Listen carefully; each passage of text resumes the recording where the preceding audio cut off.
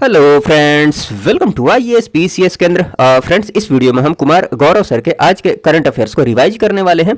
पिछले वीडियोज को अगर आपने नहीं देखा है तो डिस्क्रिप्शन बॉक्स में लिंक दिया हुआ है, आप जाकर उन वीडियोज को भी जरूर देख सकते हैं। चलिए बिना किसी देरी के इस वीडियो को हम शुरू करते हैं, एक एक करके सारी बातों को डिस्कस करते हैं। सबसे पहले बात करते हैं कि हाल ही में 16 जून 2023 को भारत की G20 अध्यक्षता के तहत 2 दिवसीय विज्ञान 20 सम्मेलन का आयोजन कहाँ किया गया है।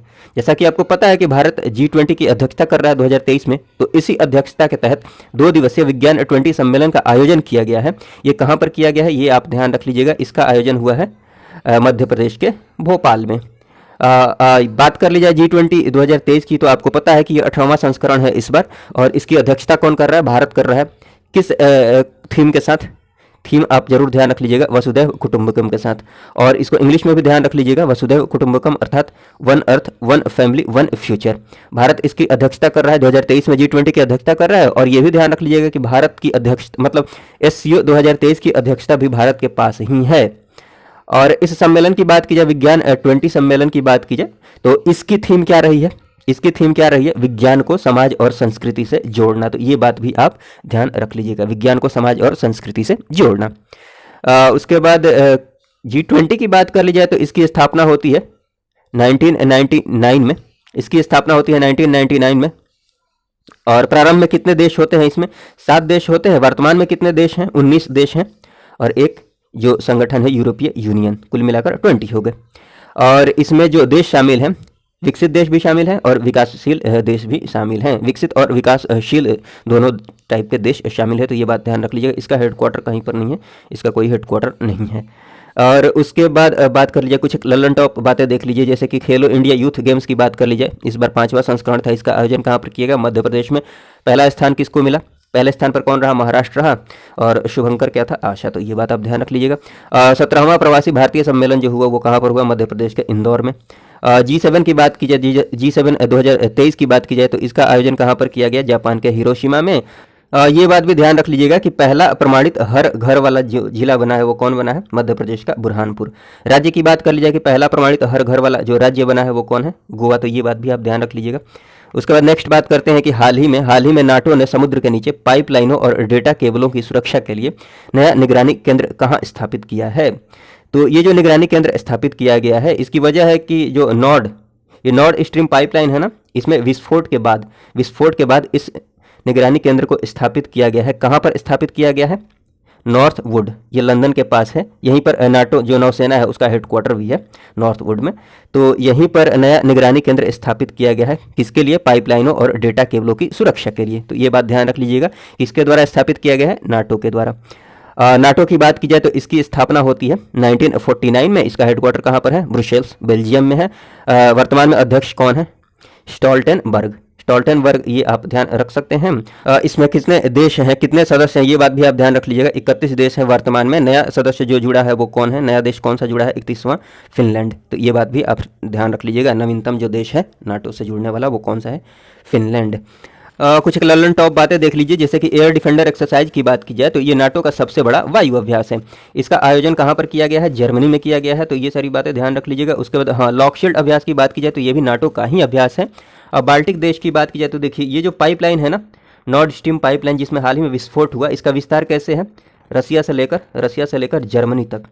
और ये जो पाइपलाइन है ये बाल्टिक सी से होकर भी गुजरती है। ठीक, तो बाल्टिक सी के आसपास के जो ये देश हैं, बाल्टिक देश के अंतर्गत 3 देश आते हैं, इनका नाम आप ध्यान रख लीजिएगा।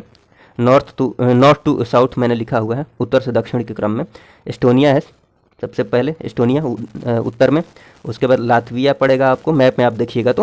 उसके बाद लिथुआनिया पड़ेगा। ठीक है, मैप में देखिएगा तो सबसे ऊपर एस्टोनिया, फिर लातविया, फिर लिथुआनिया। तो आप ऐसे भी क्रम से ध्यान रख सकते हैं, नॉर्थ टू साउथ।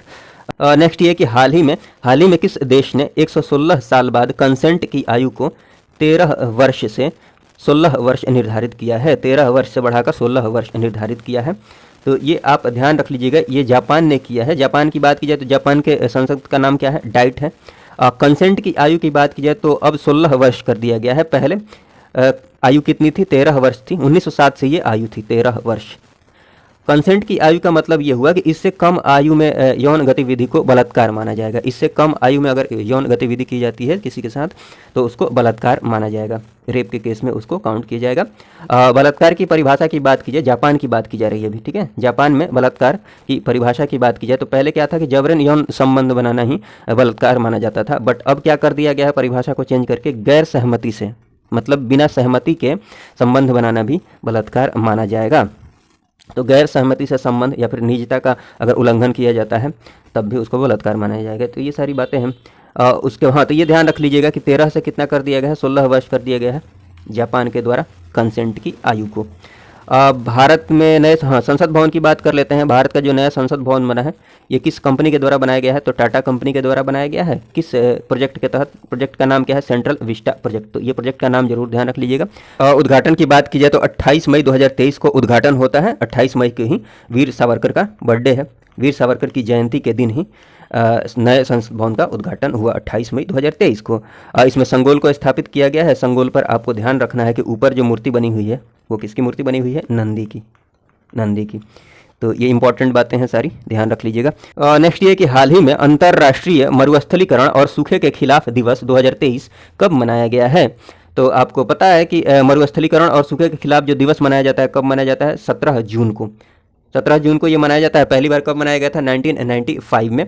देखिए, मरुस्थलीकरण की बात की जाए तो इससे संबंधित जो कन्वेंशन है इसको ऐसे ध्यान रख लीजिए। यहाँ से 1992 में जो पहला पृथ्वी सम्मेलन होता है, कहाँ पर, रियो ब्राज़ील में।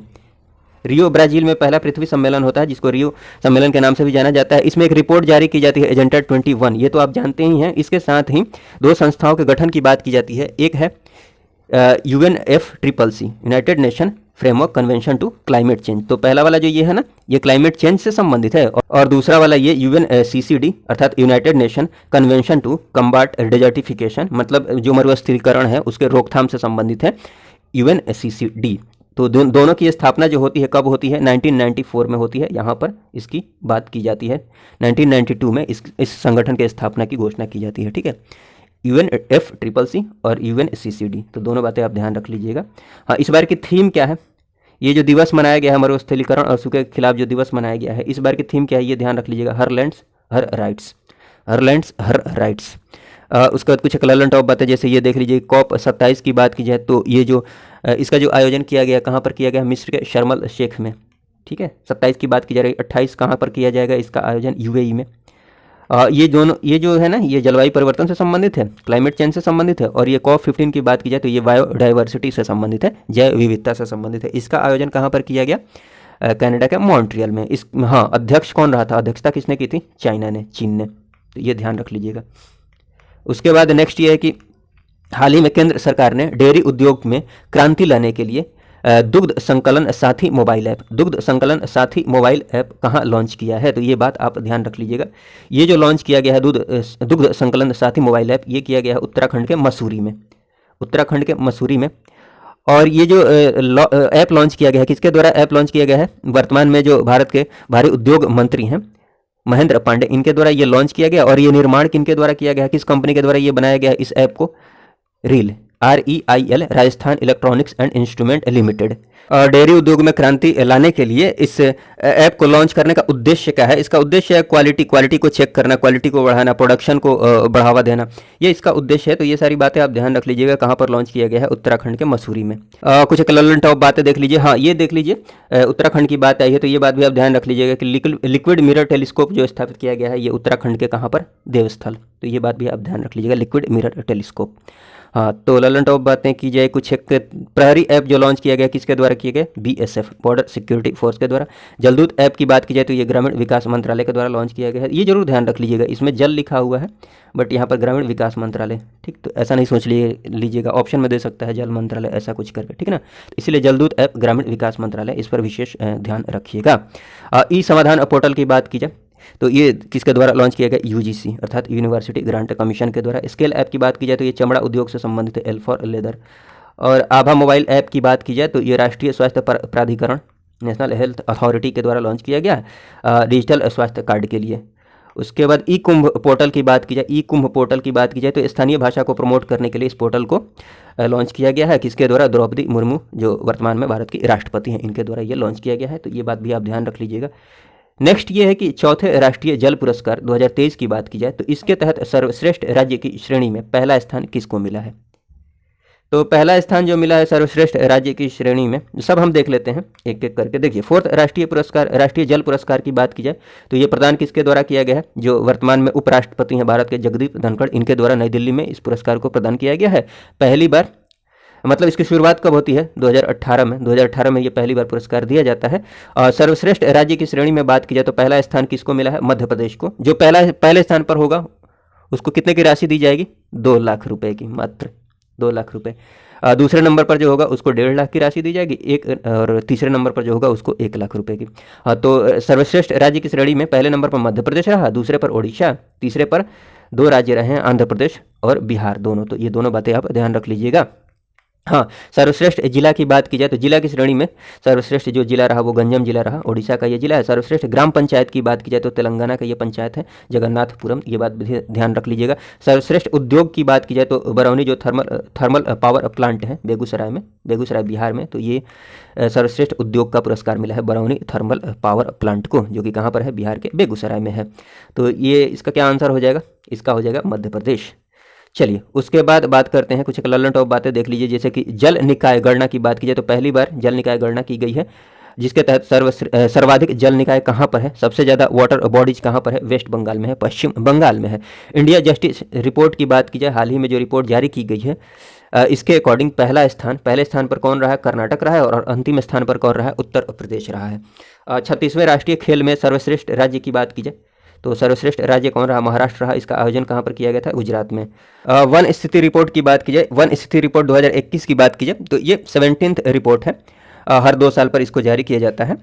तो इसके अकॉर्डिंग बात की जाए क्षेत्रफल के अनुसार सबसे ज़्यादा वन कहाँ पर है? मध्य प्रदेश में है। अंतिम स्थान किसको है? सबसे ज़्यादा मध्य प्रदेश में है, अंतिम स्थान हरियाणा को है। हरियाणा में सबसे कम वन है क्षेत्रफल के अकॉर्डिंग बात की जाए तो। प्रतिशत में सबसे अधिक वनावरण कहाँ पर है? मिजोरम, अंतिम हरियाणा। वृद्धि सबसे अधिक कहाँ पर हुई है? आंध्र प्रदेश में हुई है। तो ये सारी बातें आप ध्यान रख लीजिएगा। उसके बाद नेक्स्ट ये है कि हाल ही में किस देश ने साइलेंट बारकर परियोजना के तहत एक ही रॉकेट से 41 उपग्रहों को प्रक्षेपित किया है। तो ये जो परियोजना है ये ध्यान रख लीजिएगा, चाइना की परियोजना है। इस परियोजना के तहत एक ही रॉकेट से 41 उपग्रहों को प्रक्षेपित किया गया है, जिसमें सबसे जो महत्वपूर्ण उपग्रह है उसका नाम ध्यान रख लीजिएगा, जिलियन उपग्रह है। तो ये नाम ध्यान रख लीजिएगा। और इस किस रॉकेट से लॉन्च किया गया है? इस रॉकेट का नाम है लॉन्ग मार्च 2D रॉकेट, लॉन्ग मार्च 2D रॉकेट, ठीक है ना, लॉन्ग मार्च 2D, ये ध्यान रख लीजिएगा। और ये चीन का नेशनल रिकॉर्ड है, मतलब एक ही रॉकेट से 41 जो उपग्रह प्रक्षेपित किया गया है, ये चीन का नेशनल रिकॉर्ड है। वर्ल्ड रिकॉर्ड की बात की जाए तो टॉप 1 पर कौन है? पहले स्थान पर कौन है? स्पेस एक्स, जिसके द्वारा बात की जाए तो 143 उपग्रहों को लॉन्च किया गया था एक ही रॉकेट से।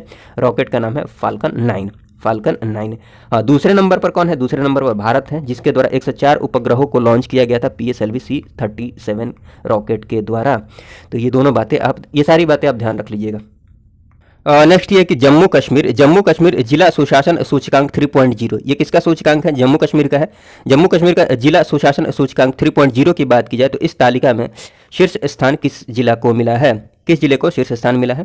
तो ये आप ध्यान रख लीजिएगा, जम्मू जिला को टॉप स्थान मिला है, पहले स्थान पर है, दूसरे पर है सांबा है, तीसरे पर भी तीसरा नाम ध्यान लिख लीजिएगा, जो श्रीनगर जिला है ना, इसको तीसरा स्थान मिला है, पहला स्थान और तीसरा स्थान। उसके बाद कुछ ललन टॉप बातें, जैसे निवेशक निधि की बात की जाए तो ये क्या है? ये जो इंडियन पोस्ट पेमेंट बैंक है ना, उसके द्वारा भारत का पहला तैरता हुआ जो वित्तीय साक्षरता अभियान शुरू किया गया था, उसी का नाम है निवेशक निधि। इसकी शुरुआत की गई थी कहाँ पर? जम्मू कश्मीर में। इसकी शुरुआत कहाँ की गई है?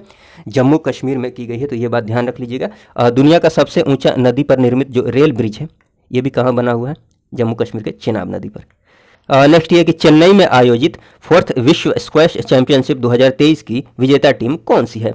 देखिए, 4th जो स्क्वैश चैंपियनशिप, विश्व स्क्वैश चैंपियनशिप का आयोजन किया गया है, इसका आयोजन कहाँ पर किया गया है? इसका आयोजन किया गया है चेन्नई में आयोजन किया गया है। और विजेता टीम कौन सी रही है? जिसको गोल्ड मिला है, किसको मिला है? मिस्र को। तो ये बात आप ध्यान रख लीजिएगा। 4था संस्करण है, इसका आयोजन चेन्नई में किया गया है।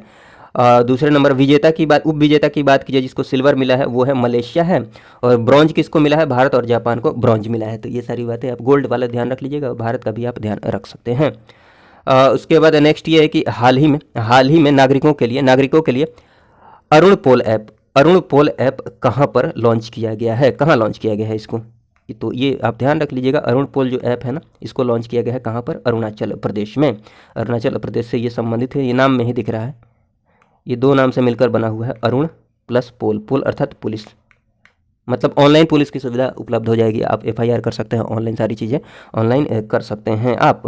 अरुणाचल प्रदेश के चीफ मिनिस्टर पेमा खांडू के द्वारा इस ऐप को लॉन्च किया गया है, कहाँ से, ईटानगर से। और उसके बाद ये आप ध्यान रख सकते हैं कि सियोम पुल का जो उद्घाटन हुआ हाल ही में, कहाँ पर, अरुणाचल प्रदेश में ही है सियोम पुल भी, तो ये बात भी आप ध्यान रख लीजिएगा। ये सारी बातें हैं। चलिए, इस वीडियो को देखने के लिए आपका बहुत बहुत धन्यवाद। जय हिंद, जय भारत।